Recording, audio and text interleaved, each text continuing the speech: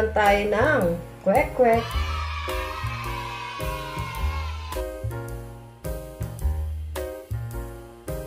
So yan, una natin gawin, ilaga muna natin yung ating quail egg.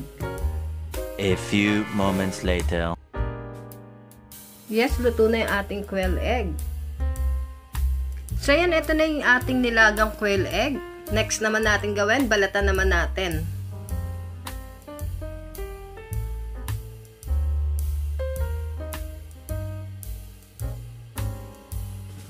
Then next natin gawin yung ating mixture. Meron tayo ditong all-purpose flour. Yan, samahan din natin ng cornstarch.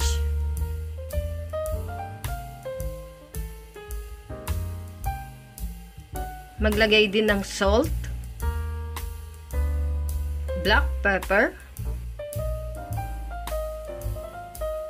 at maglalagay din tayo ng konting food color orange. So yan, mix lang, then lagyan natin ng water.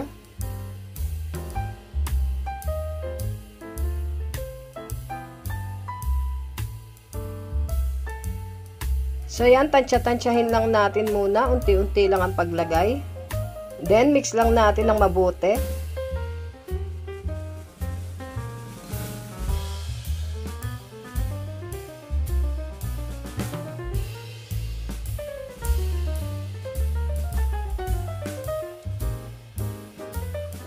A few moments later.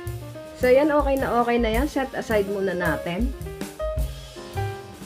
Sa isang lagayan naman, maglagay tayo ng cornstarch. Gagamitin natin to sa pag-coat ng ating quail egg. Ayan, i-coat lang natin yung ating quail egg.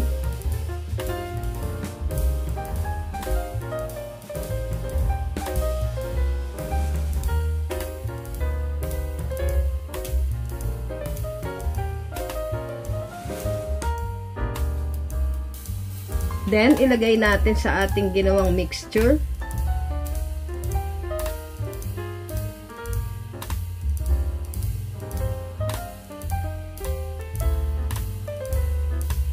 Then, haluin lang natin dahan-dahan. Then, ready to fry na.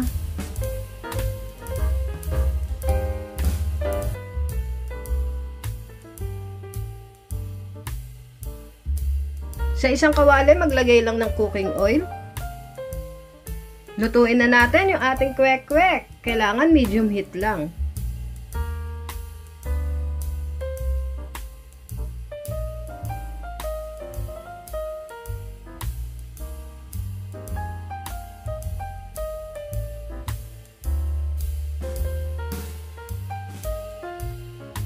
A few minutes later.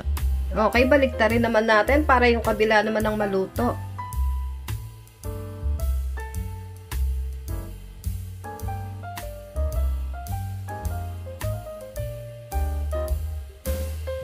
A few minutes later. Yes, pwedeng-pwede na to.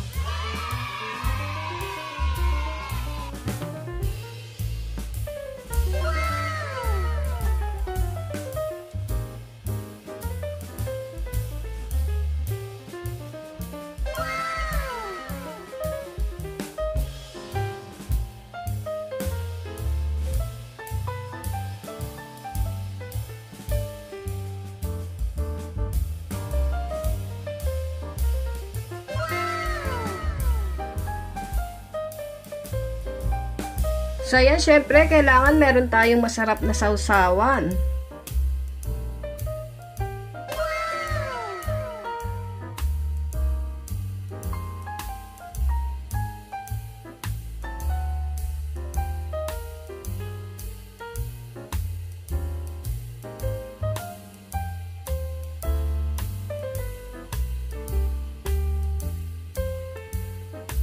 Ito na ang ating kwek-kwek. Kainan na!